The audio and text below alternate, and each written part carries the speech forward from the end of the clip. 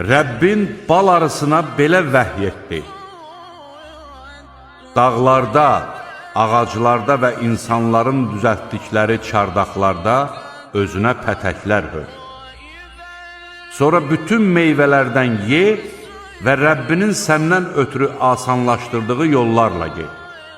O arıların qarınlarından tərkibində insanlar üçün şəfa olan müxtəlif rəngli bal çıxır. Həqiqətən bunda düşünən adamlar üçün dəlillər vardır.